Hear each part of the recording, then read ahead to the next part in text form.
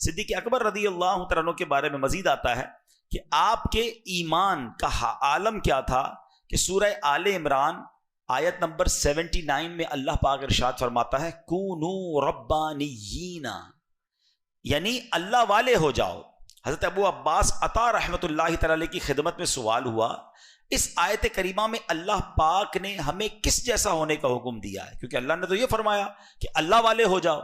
آئے ہائے، حضرت ابو عباس عطا فرماتے ہیں کہ ہمیں اس آیت میں حکم دیا جا رہا ہے کہ صدیق اکبر جیسے ہو جاؤ۔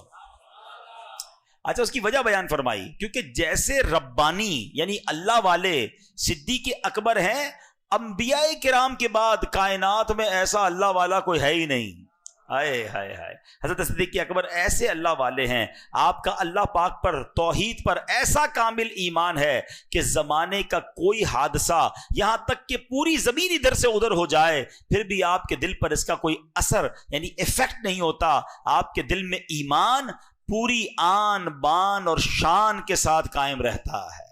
اے میرے پیارے اسلامی بھائیوں، سرکار دو عالم صلی اللہ تعالی علیہ وسلم نے حضرت صدیق اکبر رضی اللہ تعالیٰ عنہ کے ایمان کے بارے میں کیا خوبصورت خود ارشاد فرمایا۔ دیکھیں، میں اور آپ تو تمنا کرتے ہیں نا کہ ہمارا ایمان مضبوط ہو جائے، مگر نبی پاک علیہ الصلوۃ والسلام کیا خوب ارشاد فرماتے ہیں۔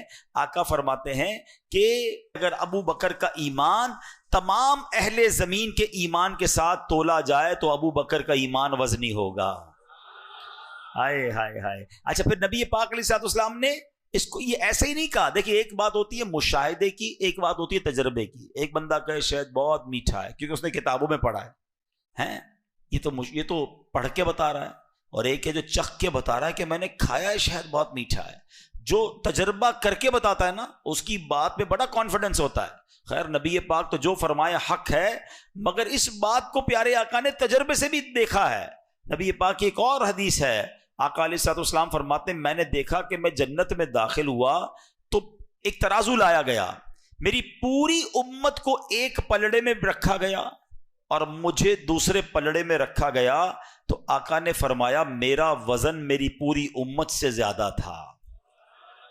پھر فرماتے ہیں ایک پلڑے میں میری پوری امت کو رکھا گیا، دوسرے میں صدیق اکبر کو بٹھایا گیا تو صدیق اکبر کا وزن پوری امت سے زیادہ تھا۔ ہائے ہائے ہائے، ایسے ہیں صدیق اکبر، ایسے پیار نہیں کرتے ان سے ہم۔ اللہ پاک سیدنا صدیق اکبر کے ایمان کا صدقہ ہمیں نصیب فرمائے۔ ایمان کیسا مضبوط تھا، نبی پاک کی زبان سے نکلا بس وہ حق ہے۔ واقعہ آپ نے سنا ہوگا نا کہ صدیق اکبر رضی اللہ تعالیٰ عنہ جو ہیں، یہ شب معراج 27ویں رجب نبی پاک معراج کر کے واپس تشریف لائے۔ جب آقا واپس تشریف لائے تو نبی پاک نے مکے والوں کو جمع کیا اور بتایا کہ میں رات کے تھوڑے حصے میں مسجد اقصیٰ بھی ہو کر آیا، آسمان کی سیر بھی کرایا۔ تو باقی جو ایمان والے تھے وہ تو بڑے خوش ہوئے، ابو جہل وہ بھی سننے لگا۔ اب اس کو موقع مل گیا کہ یہ تو ایسی بات ہے کسی کو سمجھ نہیں آئے گی۔ اب آپ کہیں کیوں سمجھ نہیں آئے گی؟ اب میں آپ کو سمجھاتا ہوں کہ اگر میں کہوں آپ کو میں عشاء کی نماز عبداللہ گوٹ کی اس مسجد میں پڑھوں اور فجر میں آ کے آپ کو بتاؤں کہ رات میں عشاء پڑھ کے جو ہے نا امریکہ گیا تھا اور فجر میں واپس آ گیا ہوں، تو آپ یہ کہیں گے عبدالحبیب بھائی کی لگتا ہے طبیعت ٹھیک نہیں ہے، یا تو یہ خواب میں گئے تھے۔ ٹھیک ہے، دو میں سے ایک بات ہو سکتی ہے، اتنی دیر میں تو بندہ وہاں سے ہو کر آ نہیں سکتا، کیونکہ نبی پاک رات بھی ان کے ساتھ تھے اور بیت المقدس اور مکہ پاک کا راستہ 1 مہینے کا تھا۔ اب تو جہاز آ گئے نا، پہلے اونٹوں پر گھوڑوں پر سفر ہوتا تھا، 1 مہینہ جانے کا راستہ، 1 مہینہ واپسی کا راستہ۔ ابو جہل نے کہا اے محمد صلی اللہ علیہ وسلم، جو آپ ابھی کہہ رہے ہیں میں اور لوگ جمع کر دوں، آپ کہہ دیں گے؟ نبی پاک نے فرمایا بالکل بتاؤں گا، بالکل کہہ دوں گا۔ ابو جہل نے کیا کیا؟ اور لوگوں کو جمع کیا، کہا دیکھو جس کو تم اللہ کا نبی مانتے ہو، جو اللہ کا نبی ہونے کا دعویٰ کرتا ہے، وہ کیا باتیں کر رہے ہیں۔ نبی پاک نے فرمایا کہ میں رات تھوڑے حصے میں بیت المقدس ہو کر آ گیا۔ لوگ ہنسنے لگے، معاذ اللہ مذاق اڑانے لگے۔ اب ابو جہل کو یاد آیا کہ یہ تو موقع ہے ابو بکر کو اپنے ایمان سے ہلانے کا ہے۔ سیدنا ابو بکر رضی اللہ عنہ جب سے ایمان لائے تھے نا، مسلمانوں کو تو بڑی تقویت مل گئی تھی، طاقت مل گئی تھی۔ یہ کفار بڑے پریشان تھے کیونکہ آپ بڑے تاجر تھے، بڑا نام تھا، آپ کا روب تھا۔ تو یہ پہنچ گئے، ابو جہل پیارے آقا علیہ الصلوۃ والسلام کے سب سے قریبی ساتھی حضرت ابو بکر صدیق کے گھر پہ چلا گیا ابو جہل، اور دروازہ کھٹکھٹایا۔ سیدنا ابو بکر صدیق باہر آئے، کہا اے ابو بکر، جس نبی سے محبت کرتے ہو تمہارے دوست پتہ ہے کیا کہتے ہیں؟ کہا کیا کہتے ہیں؟ کہا وہ کہتے ہیں کہ رات کے تھوڑے حصے میں بیت المقدس سے ہو کر آ گیا ہوں۔ تو حضرت ابو بکر صدیق فرماتے ہیں کیا واقعی میرے آقا ایسا کہتے ہیں؟ اچھا، جب ہو سکتا ہے یہ صدیق اکبر نے سوال کیا ہو تو ابو جہل اور اس کے دوستوں نے سمجھاؤ کہ لگتا ہے کچھ کنفیوژن آ رہی ہے۔ کہا ہاں بالکل ایسا ہی کہتے ہیں۔ آئے ہائے، صدیق اکبر نے کچھ اور نہ کہا اگر میرے آقا کہتے ہیں تو سچ کہتے ہیں، میرے آقا کہتے ہیں تو سچ کہتے ہیں۔ کہ یہ تم کیسے مان سکتے ہو؟ کیا شاندار جواب دیا صدیق اکبر نے۔